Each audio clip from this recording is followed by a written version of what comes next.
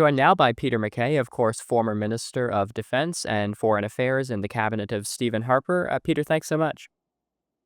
Always a pleasure, Wyatt. Good to be with you. You as well. Mark Carney just concluded some meetings, obviously in Europe. It's a pretty tense time geopolitically on a whole host of fronts. One thing that was interesting to me and that was kind of a little bit unexpected, maybe, or just I wasn't expecting it to be as, put much at the forefront as it ended up being, was the submarine kind of project that he ended up going forward with and that the government ended up going forward with, which is obviously an important component to Canada's defense as well.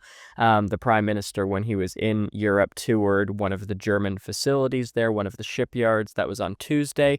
I guess as well, the part that's interesting about it to me is kind of the countries that Canada's decided to pursue this with, both Germany and South Korea. Again, it's a little bit kind of specific here, but I'm just wondering perhaps what you make of it and why Canada maybe decided to go forward with, making a deal with these two countries specifically. Well, a slight correction, White. It's not a deal. They've simply narrowed the field of the countries that they're talking to as far as pursuing some sort of a substantial deal to buy, build submarines.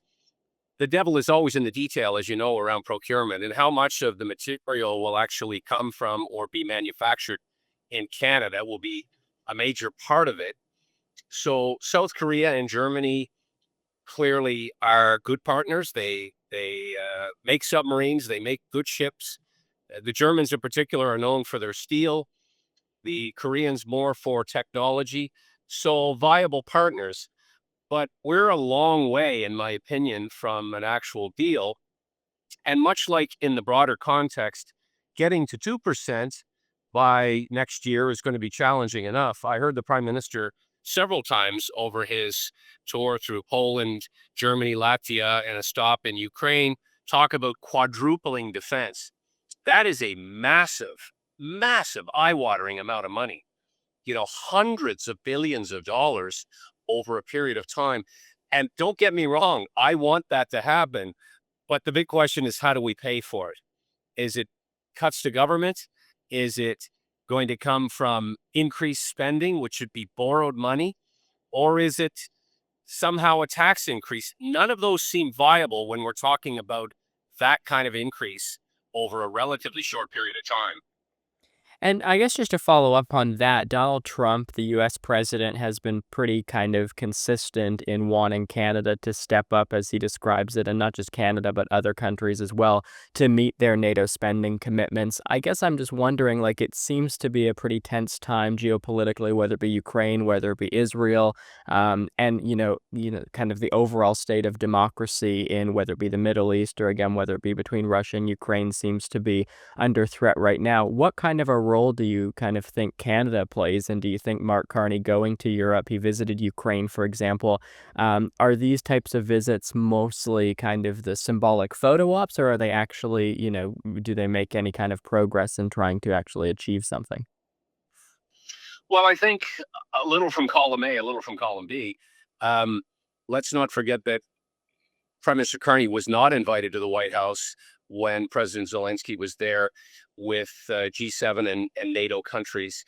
And so this was perhaps an attempt, a bit of an attempt for domestic political audiences to bolster his international credentials. The two countries he chose, or the three countries, including Latvia, are important allies to be sure, and there was a trade component to it. To come back to your question, look, diversifying trade has always been an important part of the Canadian economy. It's why, under the Harper government, we pushed for this comprehensive economic trade agreement with the European Union, pursue trade in the Asia Pacific. This is key, but we're never going to be able to decouple or even significantly pull back from the American economy without paying a huge price. And so the president, as we know, links trade and security and other issues. It's why he complains still about fentanyl at the Canadian border. It's why he continues to push to see something substantial from Canada on the actual boost in military spending to get to GDP 2 and later 5%. One thing that I have to point out is that some of the posturing that's gone on with elbows up, retaliatory tariffs, the digital sales tax, and even pulling back on the F-35 contract, this hasn't worked. And so other countries are now ahead of us in the queue, having achieved some form of trade relief or tariff relief.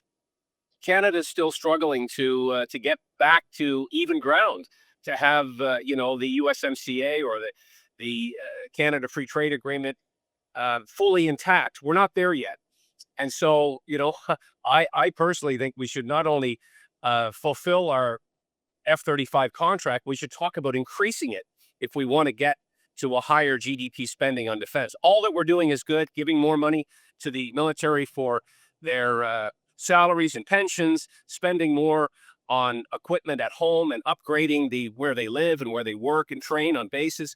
That's all good, but it's not increasing our operational deployable readiness. We need equipment. We need to procure, you know, 21st century equipment to be able to contribute more in the future. And so committing to boots on the ground in Ukraine is is questionable given where we are in terms of our deployable forces. Okay, we will leave it there. Peter MacKay, thank you so much as always.